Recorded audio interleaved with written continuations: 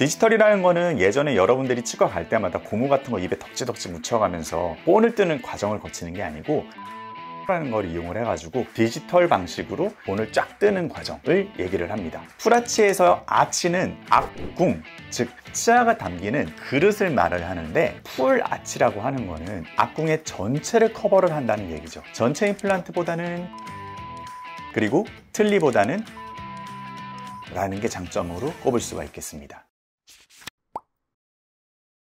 안녕하세요. 이해해주는 남자들 임종우입니다. 요즘은 많이들 찾고 계시는 디지털 풀아치 임플란트에 대해서 설명을 드리려고 합니다.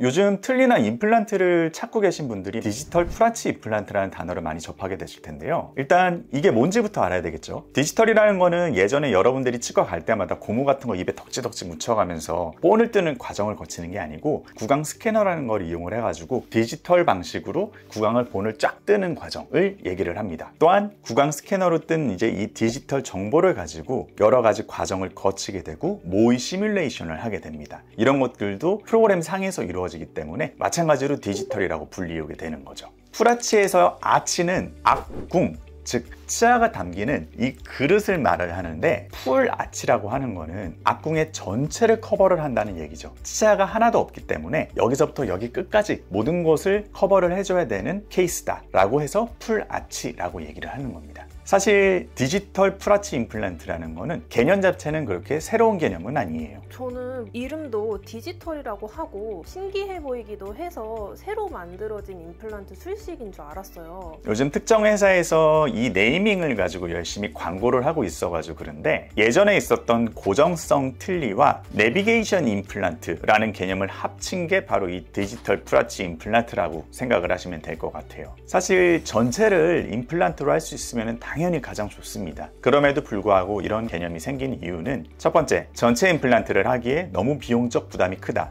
두 번째, 임플란트를 하기에는 뼈의 양도 부족하고 질도 너무 좋지가 않다. 즉 임플란트를 하기 적합치 않은 케이스다 라는 경우에만 제한적으로 사용을 하게 되는 거죠. 내비게이션 수술법이라는 거는 기본적으로 이제 CT를 찍거나 아니면 엑스레이를 찍거나 구강 스캐너로 이제 체득을 한 디지털 데이터를 기반으로 해서 미리 가상으로 이제 수술을 돌려보고 실질적으로 틀을 만들어 가지고 수술할 때 적용을 하는 거를 내비게이션 임플란트라고 얘기를 합니다. 디지털 풀아치 임플란트는 그래서 전체 임플란트와 틀니 그 어딘가쯤에 있는 중간 개념이라고 보시면 될 것 같아요. 장단점 또한 마찬가지인데요. 전체 임플란트보다는 가격이 저렴하다. 그리고 틀니보다는 유지력과 지지력이 좋다라는 게 장점으로 꼽을 수가 있겠습니다. 아직 학술적으로 용어가 통일이 되지는 않았지만 하이브리드 틀니라고 불리우기도 하고요. 북미권에서는 거의 이제 모든 치아들이 on X 개수만큼의 임플란트 위에 얹어지게 된다라고 해서 이런 이름으로 불리우기도 합니다. 단점은 반대입니다. 전체 임플란트보다 유지력과 지지력이 좋지 않다는 거, 그리고 틀니보다는 비싸다는 것입니다. 그리고 이거를 꼭 말씀드리고 싶은데 상악에서는 디지털 풀아치 임플란트라든지 고정성 틀니를 별로 추천드리지는 않습니다. 하악 아래턱과 상악 윗턱은 같은 사람이라도 다른 종류의 뼈라고 생각을 하셔도 무방합니다. 아래턱은 우리 몸에서 가장 단단한 뼈일 정도로 골밀도가 높고 그 강도가 높지만 윗턱은 여기와는 상반되게 굉장히 무르고 말랑말랑한 스티로폼 같은 재질의 뼈라고 생각을 하시면 돼요. 기본적으로 적은 임플란트 개수로 100kg 정도에 육박하는 씹는 힘을 버텨줘야 되는데 그 지지기만이 약한 윗턱 같은 경우에는 임플란트 몇 개로는 오래 버티지를 못합니다. 이런 구조적 형태 때문에 디지털 풀아치 임플란트 같은 경우에는 틀니와 잇몸 사이가 비신미적으로 보일 수가 있고요. 그리고 이쪽에 음식물 끼임이 많이 생길 수가 있어가지고 이런 부분은 충분히 관리를 잘 해주셔야 된다는 단점이 있습니다. 우리의 입천장, 경구개라고 하는 넓게 퍼진 딱딱하고 지지를 받기에 좋은 조직이 있는 윗턱은 틀니를 제대로만 만들어준다면 오랫동안 잘 쓸 수 있는 치료법입니다. 하악에서의 올온 X 혹은 디지털 풀아치 임플란트, 고정성 틀니라는 거는 굉장히 좋은 치료 대안이 될 수가 있습니다. 하지만 반대로 상악에서는 전체 임플란트가 불가능한 경우에는 차라리 틀니를 정말 잘 만드는 곳에 가가지고 완벽하게 제작을 하시는 것을 추천을 드립니다.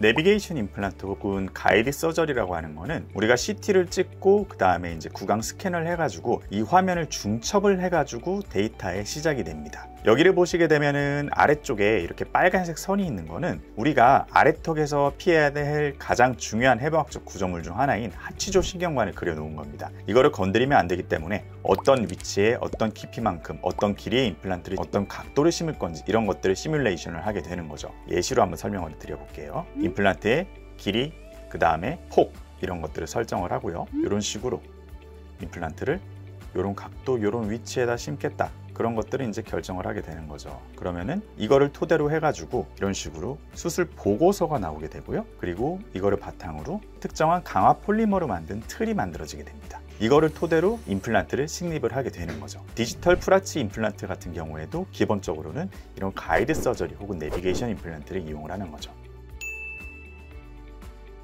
우선 기본적으로 임플란트를 잘하고 많이 심어본 곳을 택해야 되는 게 당연한 얘기입니다. 우리가 운전 잘하는 사람을 찾을 때 내비게이션 잘 보는 사람을 찾지는 않잖아요. 운전 잘하는 사람에게 내비게이션은 편리하고 유연한 운전을 위한 보조 도구일 뿐이에요. 내가 잘 아는 길을 다닐 때는 내비게이션 없이도 이제 잘 다니잖아요. 또한 내비게이션 임플란트를 한다고 무조건 비절개로 합니다 라고 광고를 하는 곳은 웬만하면 추천드리지는 않습니다. 내비게이션 임플란트의 정확도는 아직 90에서 95% 정도밖에 되지는 않습니다. 근데 임플란트는 정말 1도 0.5mm 즉 극한의 싸움인데 이 마지막에 보정 작업은 사람이 직접 눈으로 보면서 해줘야지만 정교하게 디테일을 얻어낼 수가 있고 이 디테일이 결국에는 임플란트의 수명을 결정을 합니다. 결국 내비게이션 에만 의존해가지고는 완성도 높은 수술을 이뤄내기가 쉽지가 않습니다. 게다가 제대로 된 뼈 이식을 하려면 무조건 잇몸을 절개를 할 수밖에 없게 됩니다. 절개를 한다고 해서 당연히 아프고 붓고 하는 거는 아니에요. 절개선이 깔끔하고 숙련된 술자에 의해서 빠르게 이루어진다면 붓기와 통증은 어느 정도 약을 드시면서 컨트롤할 수 있는 범위 내에 들어오게 됩니다.